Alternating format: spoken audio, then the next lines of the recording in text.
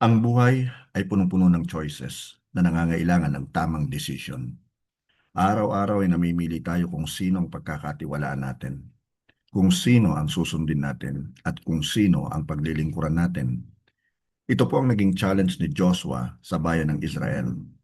At ito rin po ang challenge para sa bawat isa sa atin ngayon. Ang pamagat po ng pag-aaralan natin ay Making the Right Choice. Doon po sa Book of Joshua, chapter 24, verse 15, ganito po ang nakasulat. And if it seems evil to you to serve the Lord, choose for yourselves this day whom you will serve, whether the gods which your fathers served that were on the other side of the river, or the gods of the Amorites in whose land you dwell. But as for me and my house, we will serve the Lord. Point number 1 po, commit your life to God. Deuteronomy chapter 6 verse 5 says, love the Lord your God with all your heart and with all your soul and with all your strength. Ang paglilingkod po sa Diyos ay nagsisimula sa isang buong pusong commitment. Nais po ng Diyos ang ating full devotion at hindi po ang ating divided loyalty. Ang pagsusumpaan po ng mag-asawa, for example, ay pangako ng panghabang buhay na pag-ibig. At ang malusog na pagsasama ay lumalago dahil sa nananatili po silang tapat sa kanilang pangako. So ang sagot po sa tanong na kumpleto ba ang commitment ko sa Diyos o pinipigilan ko ang lubos na pagkukomit sa Kanya, ay nakasalalay sa pagsisiyasat ng iyong sarili, ang iyong buong pusong pagsuko, ang iyong walang kondisyong pagsunod, at ang iyong pagdalagay sa Kanya sa itaas ng lahat. I-renew po natin ang ating commitment sa Diyos sa pamamagitan po ng araw-araw na pananalangin at pagsunod sa Kanya.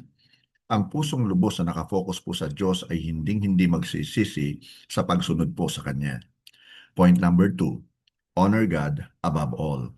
Sa Matthew chapter 6 verse 33, it is written, but seek first His kingdom and His righteousness, and all these things will be given to you as well.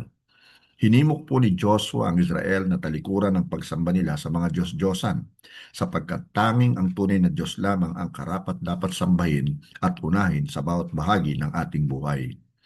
Ang isa pong kompas ay laging nakaturo sa north. Gayun din naman, ang isa pong tapat na mananampalataya ay laging nakafocus sa Diyos anuman ang mangyari. Now, ang question, sino o ano ang pangunahing karibal ng Diyos sa aking buhay? Pera ba o kayamanan? Kapangyarihan ba o katanyagan? Sarili ko ba o ang aking ego? Kilalanin at alisin mo ang mga bagay o tao na naglalayo sa iyong puso sa Diyos. Tulad halimbawa ng mga malimong bisyo, masamang relasyon, at labis na pagkahumaling sa kayamanan o material na bagay. Kung ano ang nauuna sa iyong buhay, ang siyang nagiging tunay mong Panginoon.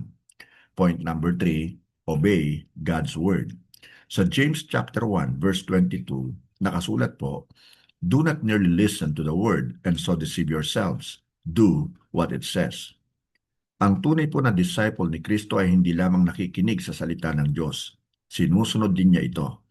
Ang pagpapasako po at pagsunod ay nagpapakita ng tunay na pananampalataya.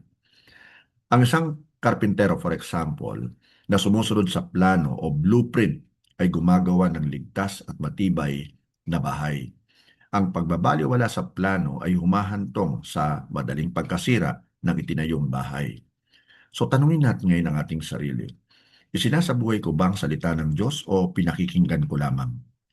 Tandaan po natin, obedience is faith in action. Point number 4, offer your family to God. Proverbs chapter 22 verse 6 says, train up a child in the way he should go, and when he is old, he will not depart from it. So, idineclare po ni Joshua, as for me and my house. Gusto po ng Diyos na ang bawat pamilya ay sama-samang sumasamba sa Kanya para ma-influence ang mga susunod pang generations. Ang lighthouse po ay gumagabay sa bawat barkong dumaraan lalo na kapag gabi. Gayun din naman, ang magulang na sumusunod po kay Kristo ay nagiging ilaw na gumagabay sa kanyang mga anak. Tanungin natin ngayon ang ating sarili. Ang pamilya ko ba'y lumalago at lalong napapalapit kay Kristo dahil sa aking mga halimbawa? Alam nyo, ang pinakadakilang pamanang may bibigay ng mga magulang sa kanilang mga anak ay ang buhay na nagtuturo at naglalapit sa kanila kay Kristo. Number 5, Stand firm in your faith in God.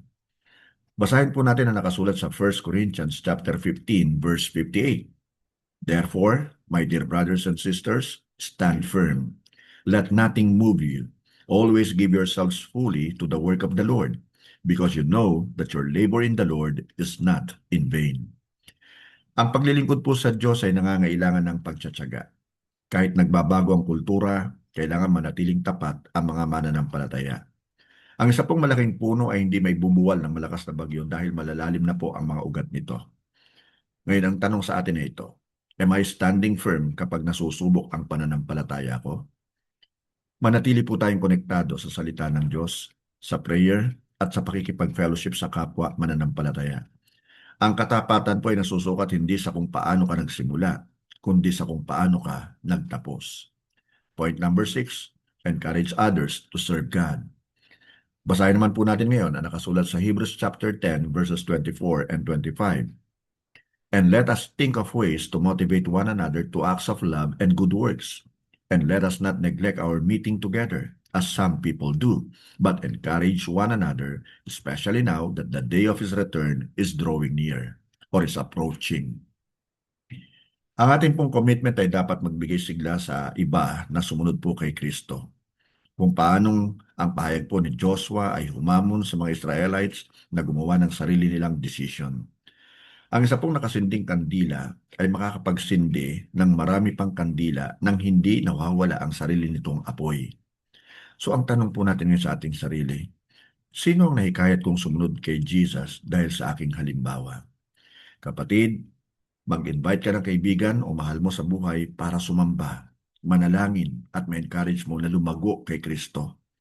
Ang isang buhay na nakakomit kay Kristo ay nakakahikayat para makilala siya ng iba.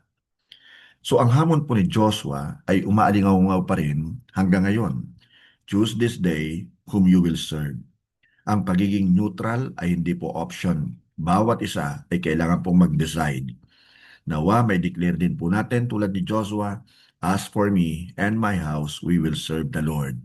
Now, when we commit our life to God, when we honor God above all, obey God's word, offer our family to God, stand firm in our faith in God, and encourage others to serve God, then ang buhay po natin ay magiging isang effective testimony sa katapatan po ng Diyos. So sa gabi pong ito, bakit hindi po natin i-commit o i-recommit na paglingkuran ng Panginoon ng buong puso upang magabayan natin ang ating pamilya sa pamamagitan po ng ating mga mabubuting halimbawa. Nawa po may natutunan tayo sa ating ginawang pag-aaral. To God be all the glory. Maraming salamat po sa inyong pakikinig and God bless us all. Amen.